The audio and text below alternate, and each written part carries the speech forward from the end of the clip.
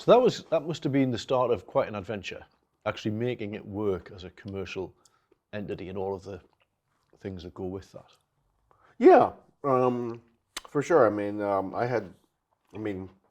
we had done it previously under the support of the old CodeWorks company and the funding that it attracted. And I literally didn't know if there would be enough support from sponsors and obviously attendees to make it all work. But we found that it did. And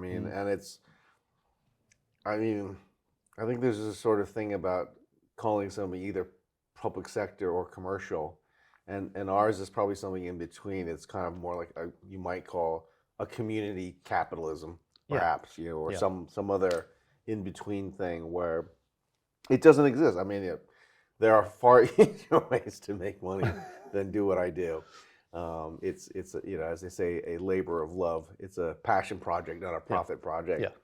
And but it's like a lot of things in that sort of space. It's very gratifying when it goes well. I feel like I've learned a lot and developed a lot as a person in the process. And it remains constantly challenging. There's frankly just never enough time or resource to kind of develop all the things you really want to develop. So yeah. And I think there is definitely a community around the conference, isn't there? So there must be some people who've been to most of them, if not all of them. Yeah, we have a handful that have been to all of them, and then a slightly larger group that have been to all but one and that kind of thing. So yeah, and then most of the vast majority of the attendees now are past attendees of some form sort of thing. So yeah. So and you pretty much sell out that hall 2 in the Sage, or what's the Glass House as it is now. Yes, Glass every House, year, which is quite an achievement. And the Northern Rock Foundation Hall as well. We get both. So there's a live stream in there, isn't there? The live lounge, as we live call lounge. it. Yeah, that's right. Yeah. Which gives the multitaskers a so they can different take the space. laptops. They can bring the laptop in. It's just more laid back, Yeah. and you're and it's interesting about. But we take over both of those spaces. So yeah. Because the thing that amazes me, both with Thinking Digital and the TEDx's and the other things you do, you have such an amazing range of speakers, most of whom aren't kind of household names or doing normal things, shall we say. So where do you find these people? And how obviously it's very carefully curated, but how do you decide what things will fit together well? Yeah. So the bottom line is we find people through research. Sometimes we by chance happen to be at an event or a conference where somebody speaks and they're really outstanding. Sometimes, occasionally, we'll get recommended by somebody from the community who says, "Oh, I saw this person. You really got to speak to them," and so on and so forth.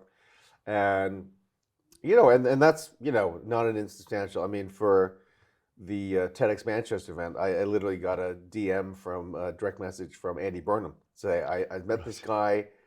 He's amazing. He turned out to be an ex-military guy that had set up a barbershop, but then pursued charity work. We was doing free haircuts for the homeless, and gave a talk about his charitable work ultimately. So, and that's great to see. But the core of it still is basically doing our own research, and that's research into interesting topics, and then finding interesting people. Sometimes it's the other way around, where we read a story about a particular entrepreneur or an explorer or researcher or whatever, and think, wow, this person sounds really, really interesting. Let's get in touch. And that's really it. It's just our team's natural curiosity across a variety of topics that makes it happen. And that's why it happens, because to some extent, it's what we would be doing even if there wasn't a conference. Yeah. We would be reading 50 articles a day or whatever it is, from any different, point on the internet to some extent, right?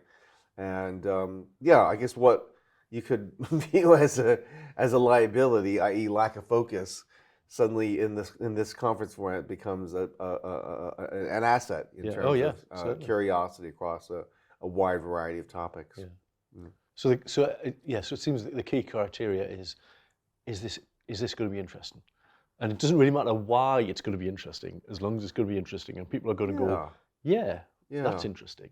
Well, I'd say that there's like, yeah, I mean, certainly the core of it is this interesting. You know, obviously for something like, for the Thinking Digital stuff, we need to have a certain critical mass of sort of tech, digital, science-related type content, I think. But once we delivered that, then we have more freedom to do slightly more left field types of speakers as well. So yeah. So yeah. And then when did the TEDx's come about? Because I remember it was about 2010, 2011? 2009 were the first Really? ones, yeah, and we produced amongst the first in the world. I mean, not that it really matters, but we were early on into the experiment, and Because as you said, if there'd been a TEDx, then there might not have been a yeah. Thinking Weirdly, Digital. had there been one 2 years earlier, then Thinking Digital might not have existed, and which would have been a shame because they actually have developed into very distinct and different things. Partially because TED are quite, you know, they don't want to make sure that their assets aren't being used to promote Thinking Digital, and so, which is fine with us. We've never, you know, we approach this very pure at heart, not try to leverage TED's good name to further our own thing, and yeah, and the two have, and you know, a lot of people thought, oh, you know, like if there's a Thinking Digital, then isn't TEDx just going to cannibalize Thinking Digital? And actually, it turned out no, it's quite a broad church. And now we have, as we mentioned before, the Bright Ideas Gathering in Durham.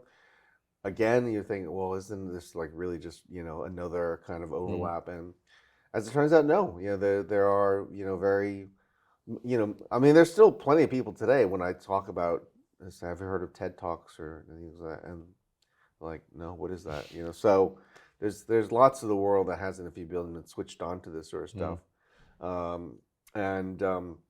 Yeah, and I mean, and then there was the Dynamo conference came around for a while, and then people are like, oh, well, aren't they going to like, and you know, so done properly, there's, you know, I mean, given, you know, obviously, you know, this the stuff you do, you know, if you find an audience and you provide it with the right kind of, you know, nurturing and content that's specifically interesting to that area, then yeah, you can kind of go on and on, really.